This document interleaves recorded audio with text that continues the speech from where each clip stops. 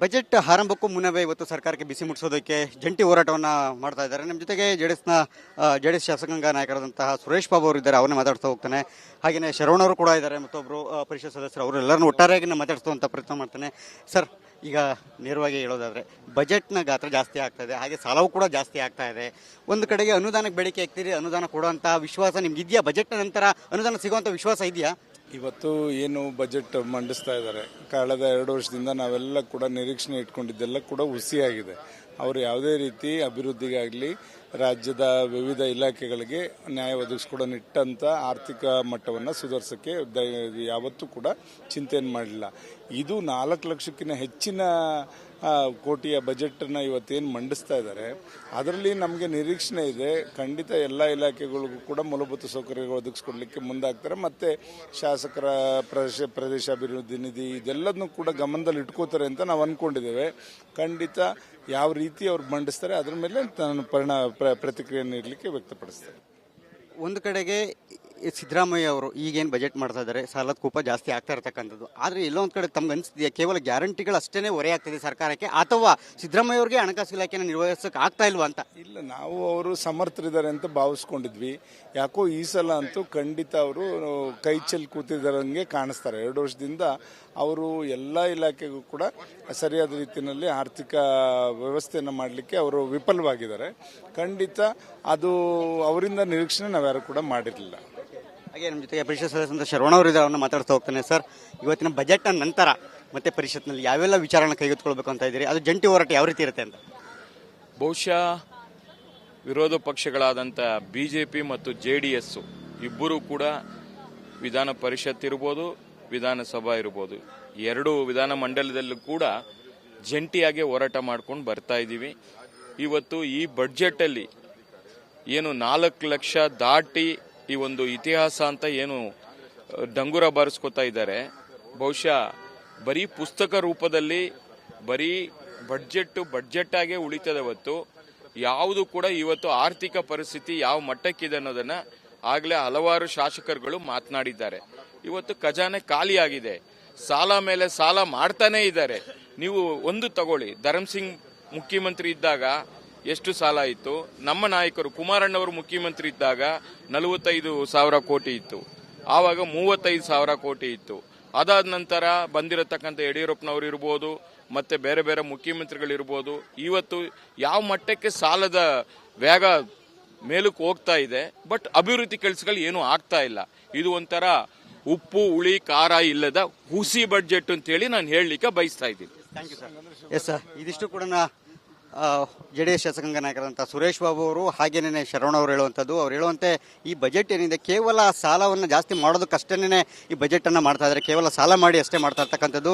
ಆದರೆ ಇದೊಂದು ನಿಜಕ್ಕೂ ಕೂಡ ಈ ಬಜೆಟ್ನಲ್ಲಿ ಏನೂ ಇರೋದಿಲ್ಲ, ಇದೊಂದು ಉಪ್ಪು ಹುಳಿ ಖಾರ ಏನೂ ಇಲ್ಲದಂಥ ಬಜೆಟ್ ಅಂತ ಹೇಳಿ ಬಜೆಟ್ ಆರಂಭಕ್ಕೂ ಮುನ್ನವೇ ಟೀಕೆಯನ್ನು ಮಾಡ್ತಾ ಇರ್ತಕ್ಕಂಥ. ನೋಡೋಣ ಬಜೆಟ್ ನಂತರ ಯಾವೆಲ್ಲ ವಿಚಾರಗಳು ಬೆಳಕಿಗೆ ಬರುತ್ತೆ ಅನ್ನೋದನ್ನ. ಕ್ಯಾಮ್ರಾ ಪರ್ಸನ್ ಮಂಜುನಾಥ್ ಜೊತೆ ಸುರೇಶ್, ರಿಪಬ್ಲಿಕ್ ಕನ್ನಡ, ಬೆಂಗಳೂರು. ಬಜೆಟ್ ಆರಂಭಕ್ಕೂ ಮುನ್ನವೇ ಇವತ್ತು ಸರ್ಕಾರಕ್ಕೆ ಬಿಸಿ ಮುಟ್ಟಿಸೋದಕ್ಕೆ ಜಂಟಿ ಹೋರಾಟವನ್ನು ಮಾಡ್ತಾ ಇದ್ದಾರೆ. ನಮ್ಮ ಜೊತೆಗೆ ಜೆಡಿಎಸ್ ಶಾಸಕಾಂಗ ನಾಯಕರಾದಂತಹ ಸುರೇಶ್ ಬಾಬು ಅವರು ಇದ್ದಾರೆ, ಅವ್ರನ್ನೇ ಮಾತಾಡ್ತಾ ಹೋಗ್ತಾನೆ. ಹಾಗೆಯೇ ಶರವಣವರು ಕೂಡ ಇದ್ದಾರೆ, ಮತ್ತೊಬ್ಬರು ಪರಿಷತ್ ಸದಸ್ಯರು, ಅವರೆಲ್ಲರನ್ನೂ ಒಟ್ಟಾರೆಯಾಗಿ ಮಾತಾಡಿಸುವಂಥ ಪ್ರಯತ್ನ ಮಾಡ್ತಾನೆ. ಸರ್, ಈಗ ನೇರವಾಗಿ ಹೇಳೋದಾದರೆ ಬಜೆಟ್ನ ಗಾತ್ರ ಜಾಸ್ತಿ ಆಗ್ತಾ ಇದೆ, ಹಾಗೆ ಸಾಲವೂ ಕೂಡ ಜಾಸ್ತಿ ಆಗ್ತಾ ಇದೆ. ಒಂದು ಕಡೆಗೆ ಅನುದಾನಕ್ಕೆ ಬೇಡಿಕೆ ಆಗ್ತೀರಿ, ಅನುದಾನ ಕೊಡುವಂಥ ವಿಶ್ವಾಸ ನಿಮ್ಗೆ ಇದೆಯಾ? ಬಜೆಟ್ನ ನಂತರ ಅನುದಾನ ಸಿಗುವಂಥ ವಿಶ್ವಾಸ ಇದೆಯಾ? ಇವತ್ತು ಏನು ಬಜೆಟ್ ಮಂಡಿಸ್ತಾ ಇದ್ದಾರೆ, ಕಳೆದ 2 ವರ್ಷದಿಂದ ನಾವೆಲ್ಲ ಕೂಡ ನಿರೀಕ್ಷಣೆ ಇಟ್ಕೊಂಡಿದ್ದೆಲ್ಲ ಕೂಡ ಹುಸಿಯಾಗಿದೆ. ಅವರು ಯಾವುದೇ ರೀತಿ ಅಭಿವೃದ್ಧಿಗಾಗಲಿ ರಾಜ್ಯದ ವಿವಿಧ ಇಲಾಖೆಗಳಿಗೆ ನ್ಯಾಯ ಒದಗಿಸ್ಕೊಡೋ ನಿಟ್ಟಂತ ಆರ್ಥಿಕ ಮಟ್ಟವನ್ನು ಸುಧಾರಿಸೋಕ್ಕೆ ಯಾವತ್ತೂ ಕೂಡ ಚಿಂತೆಯನ್ನು ಮಾಡಲಿಲ್ಲ. ಇದು 4 ಲಕ್ಷಕ್ಕಿಂತ ಹೆಚ್ಚಿನ ಕೋಟಿಯ ಬಜೆಟನ್ನು ಇವತ್ತೇನು ಮಂಡಿಸ್ತಾ ಇದ್ದಾರೆ, ಅದರಲ್ಲಿ ನಮಗೆ ನಿರೀಕ್ಷಣೆ ಇದೆ. ಖಂಡಿತ ಎಲ್ಲ ಇಲಾಖೆಗಳಿಗೂ ಕೂಡ ಮೂಲಭೂತ ಸೌಕರ್ಯಗಳು ಒದಗಿಸ್ಕೊಡ್ಲಿಕ್ಕೆ ಮುಂದಾಗ್ತಾರೆ. ಮತ್ತು ಶಾಸಕರ ಪ್ರದೇಶ ಅಭಿವೃದ್ಧಿ ನಿಧಿ ಇದೆಲ್ಲದನ್ನು ಕೂಡ ಗಮನದಲ್ಲಿ ಇಟ್ಕೋತಾರೆ ಅಂತ ನಾವು ಅಂದ್ಕೊಂಡಿದ್ದೇವೆ. ಖಂಡಿತ ಯಾವ ರೀತಿ ಅವ್ರು ಮಂಡಿಸ್ತಾರೆ ಅದ್ರ ಮೇಲೆ ನಾನು ಪ್ರತಿಕ್ರಿಯೆ ನೀಡಲಿಕ್ಕೆ ವ್ಯಕ್ತಪಡಿಸ್ತೇನೆ. ಒಂದು ಕಡೆಗೆ ಸಿದ್ದರಾಮಯ್ಯ ಅವರು ಈಗೇನು ಬಜೆಟ್ ಮಾಡ್ತಾ ಇದ್ದಾರೆ ಸಾಲದ ಕೂಪ ಜಾಸ್ತಿ ಆಗ್ತಾ ಇರತಕ್ಕಂಥದ್ದು. ಆದರೆ ಎಲ್ಲೋ ಒಂದು ಕಡೆ ತಮ್ಗೆ ಅನಿಸ್ತಿದೆಯಾ ಕೇವಲ ಗ್ಯಾರಂಟಿಗಳು ಅಷ್ಟೇ ಹೊರೆ ಆಗ್ತಿದೆ ಸರ್ಕಾರಕ್ಕೆ, ಅಥವಾ ಸಿದ್ದರಾಮಯ್ಯ ಅವ್ರಿಗೆ ಹಣಕಾಸು ಇಲಾಖೆನ ನಿರ್ವಹಿಸೋಕೆ ಆಗ್ತಾ ಇಲ್ವಾ ಅಂತ? ಇಲ್ಲ, ನಾವು ಅವರು ಸಮರ್ಥರಿದ್ದಾರೆ ಅಂತ ಭಾವಿಸ್ಕೊಂಡಿದ್ವಿ. ಯಾಕೋ ಈ ಸಲ ಅಂತೂ ಖಂಡಿತ ಅವರು ಕೈ ಚೆಲ್ಲಿ ಕೂತಿದ್ದಾರಂಗೆ ಕಾಣಿಸ್ತಾರೆ. 2 ವರ್ಷದಿಂದ ಅವರು ಎಲ್ಲ ಇಲಾಖೆಗೂ ಕೂಡ ಸರಿಯಾದ ರೀತಿಯಲ್ಲಿ ಆರ್ಥಿಕ ವ್ಯವಸ್ಥೆಯನ್ನು ಮಾಡಲಿಕ್ಕೆ ಅವರು ವಿಫಲವಾಗಿದ್ದಾರೆ. ಖಂಡಿತ ಅದು ಅವರಿಂದ ನಿರೀಕ್ಷಣೆ ನಾವ್ಯಾರು ಕೂಡ ಮಾಡಿರಲಿಲ್ಲ. ಹಾಗೆ ನಮ್ಮ ಜೊತೆಗೆ ಪರಿಷತ್ ಸದಸ್ಯರಾದ ಶರವಣ ಅವರು ಇದ್ದಾರೆ, ಅವ್ರನ್ನ ಮಾತಾಡ್ತಾ ಹೋಗ್ತಾನೆ. ಸರ್, ಇವತ್ತಿನ ಬಜೆಟ್ನ ನಂತರ ಮತ್ತೆ ಪರಿಷತ್ನಲ್ಲಿ ಯಾವೆಲ್ಲ ವಿಚಾರನ ಕೈಗೆತ್ತಿಕೊಳ್ಬೇಕು ಅಂತ ಇದ್ದೀರಿ? ಅದು ಜಂಟಿ ಹೋರಾಟ ಯಾವ ರೀತಿ ಇರುತ್ತೆ ಅಂತ? ಬಹುಶಃ ವಿರೋಧ ಪಕ್ಷಗಳಾದಂಥ ಬಿಜೆಪಿ ಮತ್ತು JDS ಇಬ್ಬರೂ ಕೂಡ ವಿಧಾನ ಪರಿಷತ್ ಇರ್ಬೋದು, ವಿಧಾನಸಭಾ ಇರ್ಬೋದು, 2 ವಿಧಾನಮಂಡಲದಲ್ಲೂ ಕೂಡ ಜಂಟಿಯಾಗಿ ಹೋರಾಟ ಮಾಡ್ಕೊಂಡು ಬರ್ತಾ ಇದ್ದೀವಿ.